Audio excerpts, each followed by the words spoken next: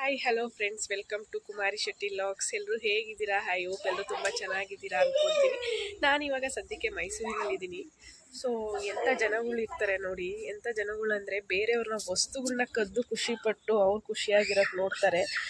ದೇವರು ಎಲ್ಲ ಕೊಟ್ಟಿರ್ತಾನೆ, ಕಳ್ತನ ಮಾಡ್ಕೊಂಡು ಯಾಕೆ ತಿನ್ಬೇಕಲ್ವಾ? ಸೊ ಕೈಕಾಲು ಗಟ್ಟಿ ಇರಬೇಕಾದ್ರೆ ದುಡ್ಡು ತಿನ್ನಬೇಕು. ಬೇರೆಯವ್ರ ವಸ್ತುನ ಕದ್ದು ಖುಷಿ ಆಗೋದೇನಕ್ಕೆ, ಖುಷಿ ಪಡೋದೇನಕ್ಕೆ?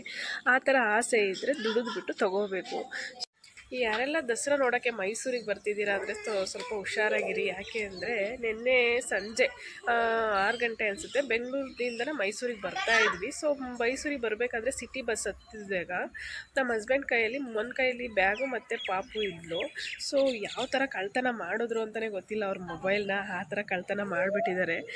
ಅವ್ರಿಗೆ ಗೊತ್ತೇ ಆಗಿಲ್ಲ ಕಳ್ತನ ಆಗಿರೋದು. ಬಸ್ಸಿಗೆ ಬಂದು ಕೂತ್ಕೊಂಡು 5 ನಿಮಿಷ ಆದಮೇಲೆ ಮೊಬೈಲ್ ತೊಗೊಳತ್ತಿರಲ್ಲ. ಚಿನ್ನ ಆಗಲಿ, ಮೊಬೈಲ್ಸ್ ಆಗಲಿ, ಪರ್ಸ್ ಆಗಲಿ ತುಂಬ ಹುಷಾರಾಗಿ ಇಟ್ಕೊಳ್ಳಿ.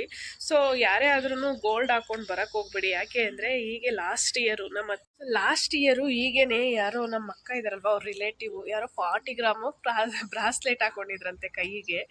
ಸೊ ಬಸ್ಸಿಂದ ಇಳಿಬೇಕಾದ್ರೇ ಕಳ್ತನ ಆಗೋಗಿದೆ. ಅದು ಹೆಂಗೆ ಕಳ್ತನ ಆಗಿದೆ ಅಂತಲೇ ಗೊತ್ತಿಲ್ಲ. ಅವ್ರಿಗೆ 40 ಗ್ರಾಮ್ ಗೋಲ್ಡ್ ಹೋಯ್ತು. ಅದಕ್ಕೆ ಹೇಳೋದು, ಈ ದಸರಾ ಟೈಮಲ್ಲಿ ಏನು ಚಿನ್ನ ಆಗಲಿ ಏನಾದರೂ ಎಷ್ಟೇ KG ಇದ್ರೂ ಚಿನ್ನ ಹಾಕೊಂಡಿರೋ ಎಕ್ಸ್ಪೀರಿಯೆನ್ಸ್ ನಿಮ್ಮ ಹತ್ರ ಹೇಳ್ಕೊತಿದ್ದೀನಿ. ಸ್ವಲ್ಪ ಹುಷಾರಾಗಿರಿ.